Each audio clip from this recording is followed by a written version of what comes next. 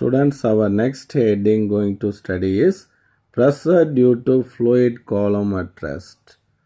So ஒரு கண்டெய்னரில் fluid இருக்குது. இந்த மாதிரி இதை தான் நம்ம ஃப்ளூயிட் காலம் அப்படின்னு சொல்கிறோம். ஸோ அந்த ஃப்ளூயிடு மேலே அந்தந்த லெவலில் வாட்டருடைய டெப்த்தில் எவ்வளோ ப்ரெஷர் ஆக்ட் ஆகும், இந்த லிக்யூடில் என்ன ப்ரெஷர் ஒவ்வொரு ஹைட்லையும் இருக்கும் அப்படிங்கிறத ஸ்டடி பண்ணுறது தான் pressure due to fluid column at rest. Okay, right. ஏன்னா இங்கே ஃப்ளூயிட் வந்து கண்டெய்னரில் அப்படியே ரெஸ்டில் இருக்குது. Okay, now consider the examples. A mountaineer climbing the mountain is able to experience decrease in pressure with the altitude. அப்போ ஒருத்தர் வந்து மலை ஏறுறாருன்னு வச்சுக்கோங்க. மேலே ஏறும்போதே அந்த ஹைட் இன்க்ரீஸ் ஆக என்ன ஆகும் அப்படின்னா அட்மாஸ்பியரில் ப்ரெஷர் வந்து டிக்ரீஸ் ஆகும். அதே இது a person jumping into the swimming pool, ஒரு ஸ்விம்மிங் பூலில் உள்ள கீழே வந்து ஜம்ப் பண்ணி ஆழமாக போகிறார் அப்படின்னா he realise increase in pressure with depth below the water surface. அப்போ அந்த தண்ணி கடியில் போகும்போது ப்ரெஷர் இன்க்ரீஸ் ஆகுது. இந்த ரெண்டு கேஸ்லையும் வந்து pressure encounter by mountaineer and driver is usually due to hydrostatic pressure அப்படின்னு சொல்கிறோம்.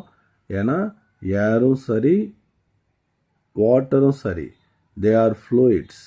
Okay, so they are static. அங்கே எப்படி இருக்குங்க, அந்த கேஸும் சரி அட்மாஸ்பியரில் இருக்கக்கூடிய ஏரும் சரி அதே நேரத்தில் டீப்பில் இருக்கக்கூடிய வாட்டரும் சரி அந்த ஃப்ளூயிட்ஸ் எப்படி இருக்குது, ஸ்டாட்டிக், நிலையாக இருக்குது. அப்போ in order to understand the increase in pressure with depth below the water surface, அப்போ எதனால் வந்து வாட்டர் சர்ஃபேஸ்க்கு கீழே டெப்த்தில் போக போக ப்ரெஷர் இன்க்ரீஸ் ஆகுது அப்படிங்கிறத அண்டர்ஸ்டாண்ட் பண்ணுறதுக்கு ஒரு ஸ்டடி நம்ம பார்க்க போகிறோம். ஓகேவா? ஸோ இப்போ ஒரு சிலிண்ட்ரிக்கல் ஷேப்பில் ஒரு கண்டெய்னர் எடுத்திருக்கேன். அதில் வந்து நான் வந்து ஃப்ளூயிட் எடுத்திருக்கேன், வாட்டர் எடுத்திருக்கேன். And this is the sample element. So இதுலேயும் ஒரு வாட்டர் இருக்குன்னு வச்சுக்கிடுவோம். அந்த சாம்பிளோட மாஸ் வந்து எம், இதனுடைய வால்யூம் வி அப்படின்னு வச்சுக்கிடுவோம். சர்ஃபேஸ் ஏரியா ஏ. ஓகே, இது எவ்வளோ ஹைட்டில் இருக்குது, இதுதான் ஏர் வாட்டர் இன்டர்ஃபேஸ் அப்படிம்போம். ஏரும் வாட்டரும் சந்திக்கக்கூடிய இடம், அதனால் this is called air water interface. அப்போ இந்த சர்ஃபேஸ்லேருந்து H1ங்கிற ஹைட்டில் இந்த லெவல் 1 இருக்குது, மேலே இருக்கிற சர்ஃபேஸ். இங்கேருந்து H2ங்கிற ஹைட்டு டெப்த்தில், ஹைட்டுன்னு சொல்லக்கூடாது ஏன்னா உள்ளே வர்றோம் இல்லையா. அப்போ சர்ஃபேஸ்லேருந்து H1 டெப்த்தில் லெவல் 1ங்கிற சர்ஃபேஸ் இருக்குது. அதே மாதிரி சர்ஃபேஸ்லேருந்து இந்த H2ங்கிற டெப்த்தில் லெவல் 2ங்கிற சர்ஃபேஸ் இருக்குது. அப்போ இந்த சாம்பிளுடைய ஹைட் அப்படின்னா நம்ம சிம்பிளாக சொல்லிடுவோம் H2 மைனஸ் H1 அப்படின்னு நம்ம சொல்லிடுவோம். ஓகேவா? இப்போ இந்த சாம்பிள் மேலே என்னென்ன ஃபோர்ஸ் ஆக்ட் ஆகுதுன்னு பார்ப்போம். எப்பயுமே டவுன்வேர்டில் ஒரு gravitational force FG equal to MG, இது ஸ்டாண்டர்டாக நம்மளுக்கு தெரியும். ஓகேவா? அடுத்து வந்து என்ன ஃபோர்ஸ் ஆக்ட் ஆகுது, இந்த இது வந்து இதில் இருக்கிற இது வந்து வாட்டர் வந்து என்ன பண்ணுது அப்படின்னா டவுன்வேர்ட்ஸாக மேலே இருக்கிற வாட்டர்ஸ் எல்லாம் என்ன பண்ணுது, ஒரு டவுன்வேர்ட் ஃபோர்ஸை கொடுக்குது F1. கீழே இருக்கிற வாட்டர் என்ன பண்ணும், ஒரு அப்பவர்டு ஃபோர்ஸை கொடுக்குமா, அது வந்து F2.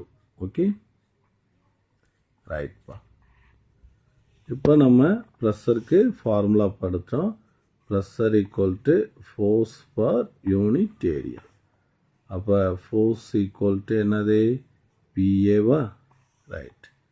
அப்போ F1 ஈக்குவல் டு இந்த இடத்துல ப்ரெஷர் என்னன்னு வச்சுக்கலாம், P1A. அதே மாதிரி மேலே அப்போடுக்கு ப்ரெஷர் P2A அப்படின்னு வச்சுக்கலாம். ஓகேவா?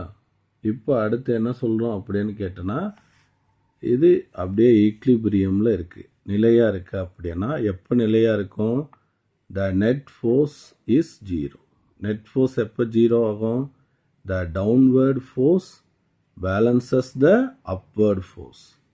அப்போ அப்வேர்ட் ஃபோர்ஸும் டவுன்வேர்ட் ஃபோர்ஸும் ஈக்குவலாக இருக்கும். அப்போ F2 equal to F1 plus FGன்னு எழுதுகிறேன். அப்போ F2ங்கிற இடத்துல P2A, F1ங்கிற இடத்துல P1A, Gங்கிற இடத்துல MGன்னு எழுதுகிறேன். ஓகேங்களா? இப்போ அடுத்து பாருங்கள், டென்சிட்டி. டென்சிட்டினா மாஸ் பர் யூனிட் வால்யூம். இப்போ இங்கே ஏரியா ஆஃப் கிராஸ் செக்ஷனையே லென்த் வந்து எல்னு வச்சுக்கிறேன். அப்போ வால்யூம் ஈக்குவல் டு என்னது? ஏ இன்ட்டு எல்லா. எல்லுங்கிறது இங்கே என்னது? H2 minus H1. அப்போ V equal to A H2 minus H1. ஓகேவா? அப்போ மாஸ் ஈக்குவல் டு என்னது? Density into volume. அப்போ வால்யூம்ங்கிற இடத்துல ஏ H2 மைனஸ் H1 அப்படின்னு போட்டுக்கிறேன்.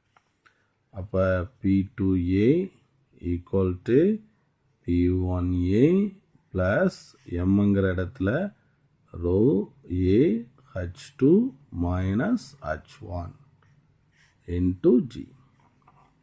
இப்போ எல்லாத்துலேயும் ஏரியா இருக்கா? எல்லா டேம்லையும். அப்போ divide throughout the equation by area. அப்போ வந்து P2 P1 plus rho H2 minus H1 G. ஓகேங்களா? இந்த மாதிரி நம்மளுக்கு ஒரு ஈக்குவேஷன் நம்மளுக்கு கிடைச்சிருக்கு. இப்போ சப்போஸ் இந்த சாம்பிள் வந்து இந்த இடத்துல இருக்குன்னு வச்சுக்கிடுவோம். level 1 is touches the air water interface. ஓகேவா? இந்த இடத்துல லெவல் 1 இருக்குன்னு வச்சுக்கிடுவோம். இந்த இடத்துல லெவல் 2 இருக்குன்னு வச்சுக்கிடுவோம். அப்போ the pressure at the level 1 is equal to atmospheric ப்ரெஷருக்கு ஈக்குவல் ஆயிரும். அண்டு இந்த ஹைட்டு, ஏன்னா இங்கே வந்து H1 வந்து இப்போ 0 ஆயிடுச்சு. அப்போ இந்த H2 ஈக்குவல் டு என்னன்னு ஆயிரும்? HN ஆயிரும். அப்போ H2 minus H1 equal to என்ன போட்டால் போதும்? HN போட்டால் போதுமா? ரைட். அப்போ இந்த P2 லெவலில் இருக்கக்கூடிய ப்ரெஷர் P1 PAன்னு போட்டுருவோமா? P2 லெவலில் இருக்கக்கூடிய ப்ரெஷர் Pன்னு போட்டுக்கிறோம். அப்போ P equal to PA plus rho HG அப்படின்னு ஆயிரும். Okay. If the atmospheric pressure is almost constant, so it is neglected, then P equal to நம்மளுக்கு என்னன்னு கிடைச்சிருக்கு? Rho HG. And we well know that G is constant. G எல்லா இடத்துலையும் constant. And the density of the liquid is almost constant. ஏன்னா highly incompressible அப்படின்னா. So it is also a constant. Then the pressure is capital P போடணும். Pressure is proportional to height of the liquid column. அப்போ இந்த மாதிரி படம் கொடுத்து இதிலெல்லாம் flow இருக்குது. இங்கே ஒரு பாயிண்ட் ஏ, இங்கே ஒரு பாயிண்ட் பி, இங்கே ஒரு பாயிண்ட் சி கொடுத்து எதில் ப்ரெஷர் அதிகமாக இருக்கும்? சியில். ஏன்னா இங்கேருந்து இந்த டெப்த்து, அதாவது இந்த ஹச்ங்கிறது என்னது? இன்க்ரீஸ் ஆகுது அப்படின்னு 1 மார்க்கில் கேட்டால் டக்குன்னு இந்த இடத்த வச்சு அப்ளை பண்ணணும். ஓகேவாப்பா? ஸோ இப்போ நம்ம பேசினதை இங்கே சொல்லியிருக்காங்க. அப்போ this implies that height of the fluid column is more important to decide pressure, not cross-sectional area. cross-sectional area முக்கியம் கிடையாது. அந்த சர்ஃபேஸில் இருந்து அந்த டெப்த்து தான் முக்கியம், அந்த ஹைட் ஆஃப் த லிக்யூட் காலம் தான் முக்கியம் அப்படின்னு சொல்லியிருக்காங்க. அடுத்து ஒரு ஹைட்ரோஸ்டாட்டிக் பேரடாக்ஸ் ஒரு விஷயத்தை நம்மளுக்கு சொல்கிறாங்க. இந்த லைன்ஸை வந்து உறுதிப்படுத்துறதுக்காக ஒரு எக்ஸாம்பிள். அதாவது ப்ரெஷர் எதை பொறுத்து இருக்குது, ஹைட்டு பொறுத்து இருக்குது. அதாவது லிக்யூட் காலமுடைய ஹைட்டு எதை பொறுத்ததில்லை, ஏரியா ஆஃப் கிராஸ் செக்ஷனை பொறுத்ததில்லை. ஓகேவா? Consider this is a type of vessel. Okay, a rectangular shape vessel, இது ஒரு ஸ்பெரிக்கல் ஷேப் வெசல், இது some irregular shape. Okay, and these three vessels are connected at the bottom by the horizontal pipe. Okay, so when liquids are allowed to enter the vessel, see the top all surface, the liquid column height is same in three shapes. Okay, liquid column உடைய height எப்படி இருக்கு, ஒரே மாதிரி இருக்கு. But area of cross section is different. But from the surface, every depth point, in the equal depth point, these three shapes exert the same pressure அப்படின்னு சொல்றாங்க.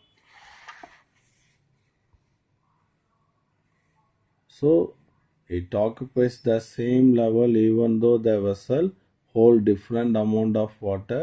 It is true because the liquid at the bottom of each section of the vessel experience the same pressure.